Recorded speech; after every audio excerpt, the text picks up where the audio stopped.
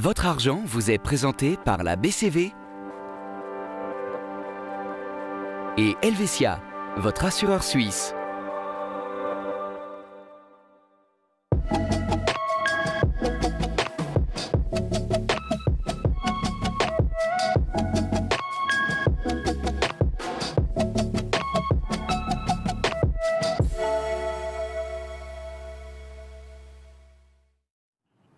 Bonjour à toutes et tous et bienvenue dans ce nouveau numéro de Votre Argent. Aujourd'hui, on parle véhicule. L'achat d'une voiture est toujours le fruit d'une longue réflexion. On veut choisir le bon modèle. On veut bien sûr pouvoir se déplacer en sécurité, mais aussi on parle d'émotion. Alors, comment bien assurer sa voiture? À quel casco faut-il souscrire? Eh bien, c'est ce qu'on va voir aujourd'hui avec notre assureur du jour. Il s'agit de David Berset, conseiller client Helvetia à Bulle. Bonjour David, merci d'être avec nous. Mais avec plaisir, bonjour Mélanie. Alors, David, lorsqu'on prend une voiture neuve en leasing, par exemple, il est souvent obligatoire de souscrire à une assurance tout risque. Est-ce que c'est également judicieux quand on finance soi-même l'achat d'une voiture neuve? Oui, tout à fait. Donc, lorsqu'on fait l'acquisition d'un véhicule qu'on autofinance, c'est important de s'assurer aussi en casco complet, du moins pour les premières années. Imaginons que votre véhicule subisse un gros dommage ou un dommage total, c'est important que l'assurance soit là pour vous soutenir et pas que le client soit endetté. Et on sait aussi que lorsqu'on achète une voiture, elle se déprécie très très vite. À partir de quand est-ce qu'il vaudrait mieux souscrire à une casco partielle au lieu d'une casco complète? Alors en principe, on dit qu'après 5 ans, il est intéressant de revoir les couvertures d'assurance. Maintenant, c'est clair que ce soit une casco complète, partielle, ou le minimum légal garanti par la responsabilité civile, tout ça dépend bien sûr du besoin de sécurité. Un point important aussi, c'est l'aspect financier du client, car s'il devait subir aussi un dommage total à son véhicule, est-ce qu'il a la possibilité d'en racheter à nouveau? Bien sûr, c'est une question importante à se poser. Une autre question qui revient souvent, casco complète, casco partiel.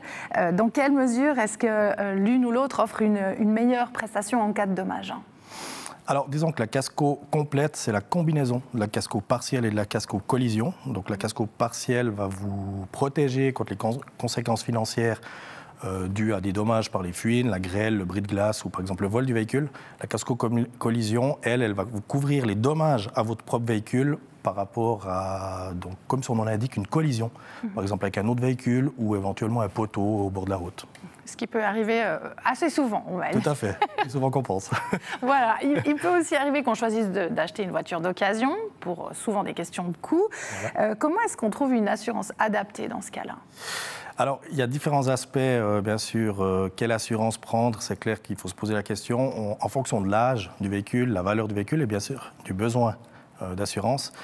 Là, je dirais que le plus judicieux, c'est de faire appel vraiment à son conseiller ou sa conseillère qui pourra vraiment voir les différentes assurances avec vous et trouver la meilleure solution adaptée à votre situation. Mais ce qui est sûr, c'est que pour tout cas de véhicule, il y a une assurance qui est adaptée à nos besoins. Oui, tout à fait, exactement, c'est ça. Alors, des véhicules qui sont maintenant de plus en plus courants, c'est les voitures électriques. Oui. On les voit beaucoup sur nos routes. Est-ce qu'il faut faire attention en matière d'assurance? Est-ce qu'il y a des cas particuliers à la voiture électrique? Alors, les assurances qu'on propose pour les véhicules électriques sont identiques aux autres véhicules. Maintenant, il y a clairement des aspects spécifiques qui concernent les propriétaires de véhicules électriques, notamment la batterie. Si elle est couverte dans le prix du véhicule, elle sera assurée par la partielle. Attention quand même que si une panne, ce ne soit pas un défaut interne, là, à ce moment-là, c'est plutôt la garantie du constructeur qui va s'appliquer. Ensuite, la partielle, elle va aussi vous couvrir pour les câbles de recharge. Et si vous possédez votre propre borne de recharge, vous pouvez aussi l'assurer contre certains risques tels que le vol de la borne, des actes de malveillance de tiers, par exemple, ou des erreurs de manipulation. Oui, donc là, il y a vraiment beaucoup de paramètres auxquels il faut penser à différents niveaux, je dirais. Voilà, tout à fait. Une dernière question, qu'il s'agisse d'un véhicule à essence, diesel, il y en a encore, ou électrique. Comment est-ce qu'il faut parvenir à un rapport optimal, c'est-à-dire avoir une bonne couverture d'assurance pour un prix raisonnable?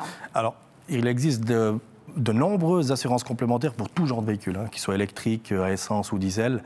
Là également, le plus sage, c'est vraiment de faire appel à son conseiller ou à sa conseillère pour, bien sûr, souscrire une assurance qui correspond à vos besoins.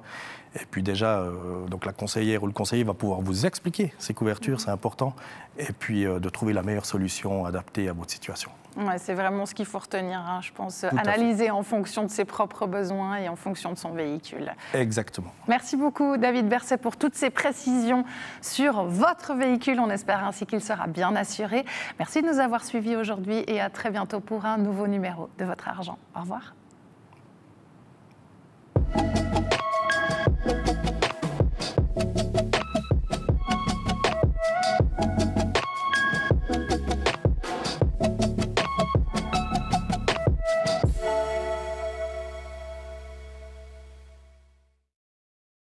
Votre argent vous est présenté par la BCV et Helvetia, votre assureur suisse.